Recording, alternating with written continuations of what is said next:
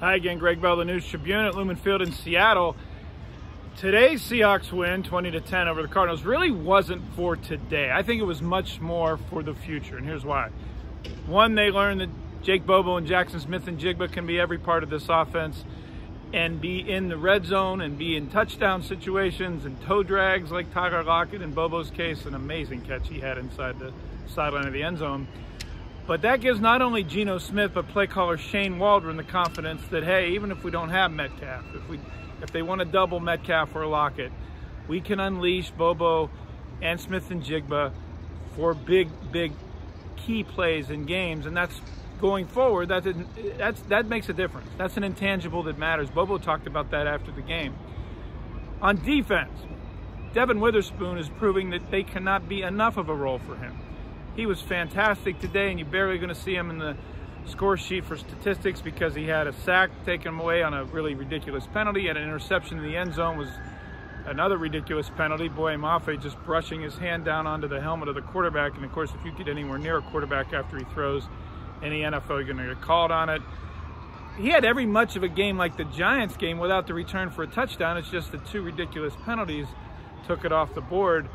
Witherspoon is proving that they can go nickel 85–90% of the time because it puts Trey Brown on the field at left corner, Witherspoon inside at nickel where he can also play the run and be a short tackler.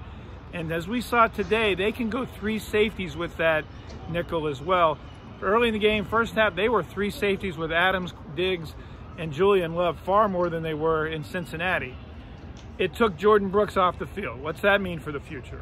Well, Brooks may play less, but he may play more effectively. I asked him about that and how frustrated he was in the first half of coming off the field so much more than he had in previous games when they were going three safeties and nickel. And he said, oh yeah, it motivated me.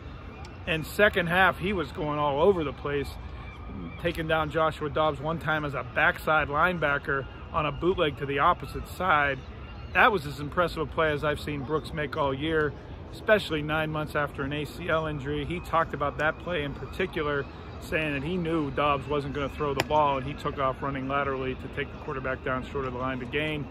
No points allowed, only 20-some yards in the second half for the Arizona offense against Seattle's defense. They learned today, the Seahawks did, that they can go three safeties and nickel with Witherspoon inside and Trey Brown on the field to have their best six defensive backs on the field and still keep Jordyn Brooks something in their back pocket as a motivated playmaker for when those third downs become short. So that looks like that may be where they're going forward, including in the Browns game here in Seattle next week. When it's 3rd and 3 or less, Brooks is on the field. When it's 3rd or 3 or more, they're going to go three safeties with the nickel, Witherspoon and Trey Brown. The offense is still not there, obviously. Geno Smith, 2 more turnovers today. A play that he can't make as extending the play outside in the second half, throwing an interception underthrown to Jake Bobo, an unscheduled type play with a field goal and a 2-score lead in his back pocket already on 3rd down. Pete Carroll after the game talked about you cannot make that play, and we've specifically talked to him about that. More than somewhat concerning the 4 turnovers in the last 2 weeks that Smith has had, really on ill-advised decision-making as much as anything he did physically. The Cardinals were not good enough to expose that today. The Browns will be next week. Matchup of 4-2 teams. Again, this one more about what's coming up in the future for Seattle. Cleveland at home and next week at Baltimore, which just absolutely boat raced the previously good-looking Detroit Lions today. That's what's up next for the Seahawks. All my coverage is at thenewstribune.com and on Twitter at GBellSeattle. Thanks for watching.